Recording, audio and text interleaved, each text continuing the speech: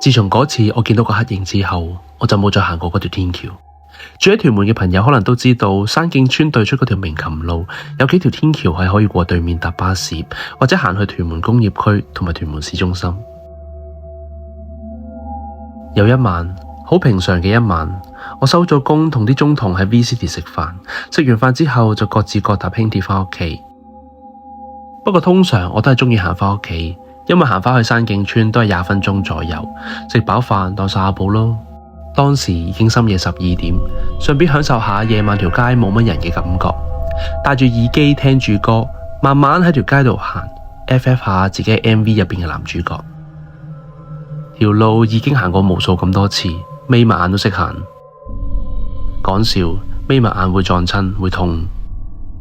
一路行到尾，過埋條天橋就返到去㗎喇。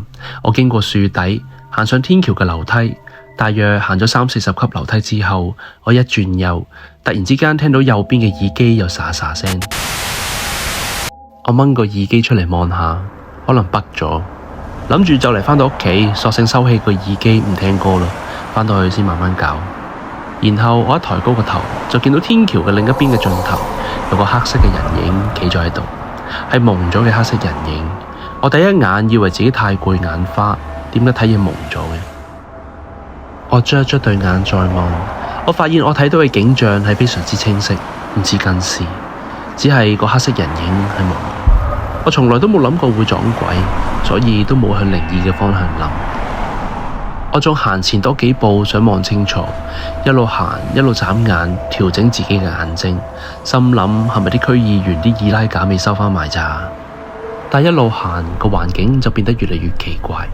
突然之間好似啲武俠電影出大絕之前咁樣，嘣一聲，然後四周圍啲風聲、車聲、人聲全部停晒，成個世界好似得返我上完樓梯嘅喘氣聲，同埋我自己嘅腳步聲咁。條橋望落去同平時又有啲唔同，啲顏色怪怪的，但係又講唔出有啲咩分別。我繼續行，繼續望住唔係好睇得清楚嘅黑影。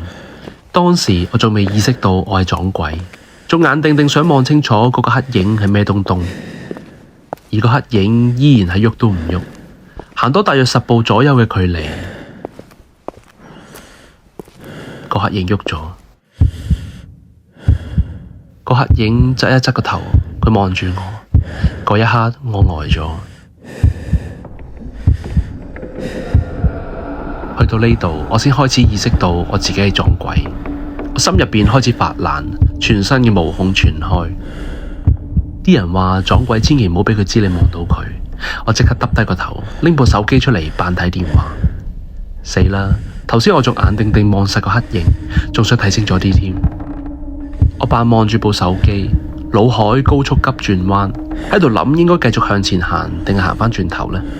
但係呢條橋係唯一返屋企嘅路嚟嘅。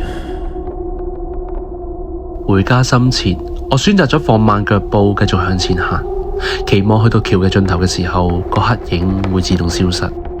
每一步都好艱難，生怕任何一個多餘嘅動作都會 trigger 到個黑影。正當我想確認同佢仲有幾多距離嘅時候，我抬頭偷偷一望，我人生中最可怕嘅畫面出現咗。個黑影個頭同我幾乎面貼面咁望住我，佢個頭輕輕咁樣左搖右擺，好似喺度觀察緊一啲嘢咁。係啊，佢觀察緊我。當時我已經勁驚，而令我最震撼嘅係，我係望唔到佢對腳，佢個身體都仲喺天橋盡頭嘅尾端，我同佢嘅距離大約有20米左右，即係話佢係伸長條頸過嚟望住我。我即刻轉身拔腿就跑，但係對腳已經唔聽話，唔係好跑得喐。我扶住個牆身慢慢反方向行，我同我自己講，千祈唔好腳軟跌低，因為我驚邊度跌低就邊度企唔返起身。我對手不停咁樣震，電話都爭啲跌落地下。我唔敢回頭，我用盡力咁樣走，個過程好漫長。我自己不停咁樣腦補黑影個頭係咁繼續追住我，幾經辛苦，終於走返落地面。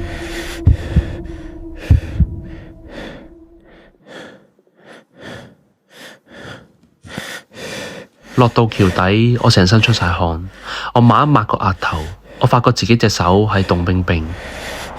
我慢慢察覺到，我開始聽得返街上面嘅聲音，啲車喺鳴琴路好似平時咁樣來來往往。我忍唔住望返上橋面，好彩嘅係我再望唔到黑影，因為條天橋係唯一可以過到對面返屋企嘅路，附近都冇行人嘅馬路，所以我唯有行返去後面嘅建安站，搭一個輕鐵站過對面返屋企。從此我就冇再行過呢一條天橋。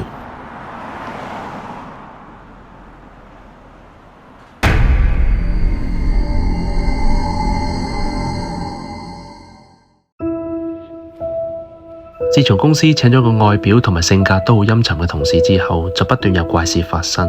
雖然一直都冇為意關唔關佢事，但係佢一辭咗職離開咗公司之後，怪事就即刻告一段落。我曾經有段時間喺黃竹坑 The Factory 返工，嗰棟大廈係重新翻新過，以前叫金寶大廈。都聽聞過棟大廈有唔少怪事發生，不過我就好彩喺嗰度做咗2年，都冇遇過啲乜嘢靈異事件。直到公司請咗個女同事返嚟。嗰年嘅夏天，公司請咗個新同事叫 Connie， 20歲出頭嘅女仔，做 design 好靜，唔多講嘢。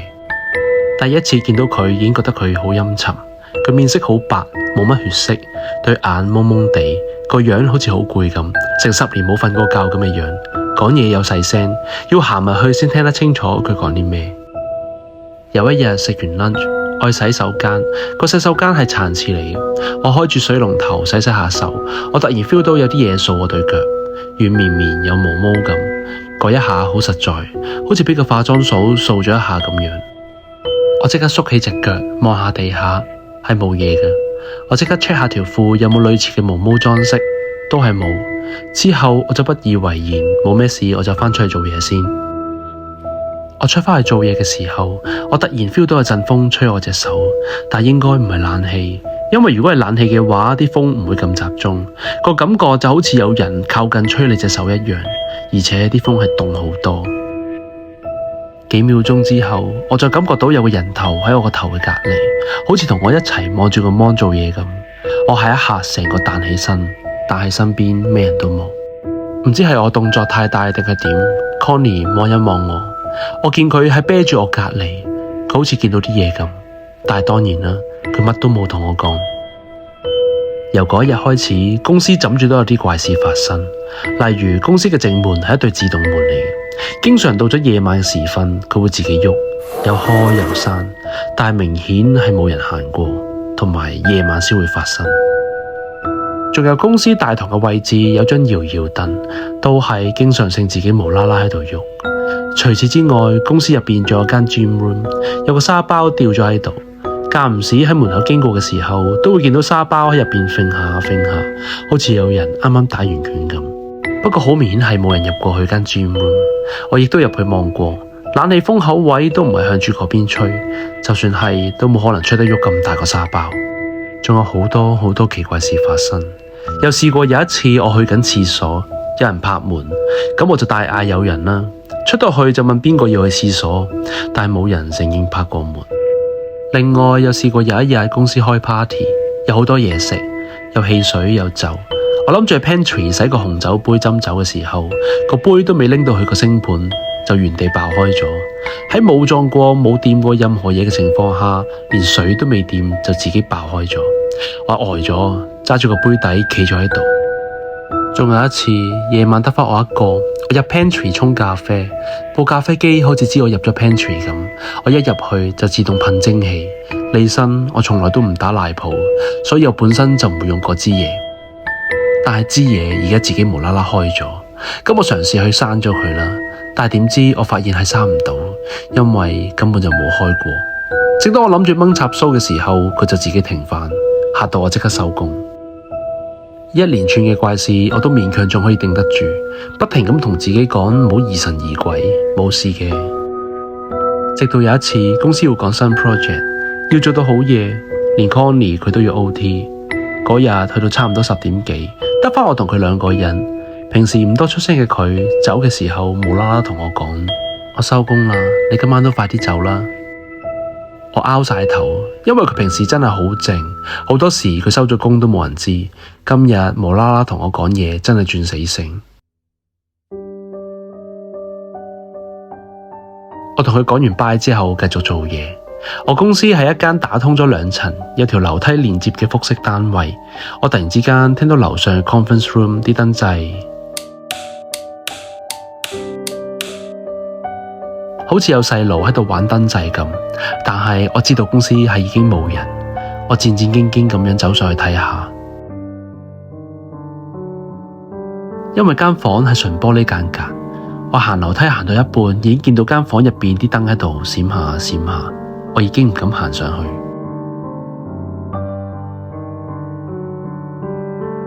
突然之間 conference room 有3張凳，突然之間向後轉望向我就即刻大叫跑落樓梯熄燈走人。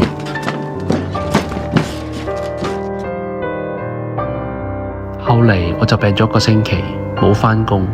到我病完返到公司之後，啲同事講返我知 Connie 已經辭咗職走咗啦。因為佢未過試用期，所以只係7日通知。估唔到佢叫我早啲走嗰句說話，已經係我同佢最後一句對話。事關我要去 Connie 部電腦攞返啲文件完成埋個 project。我見到佢啲 file 去到 V045，即係已經改到第45個 version。突然之間，我覺得佢好慘。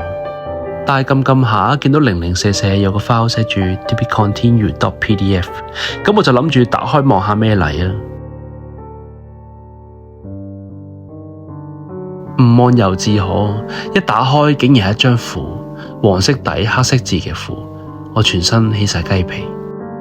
後面問返朋友先知道，張符係用嚟驅鬼。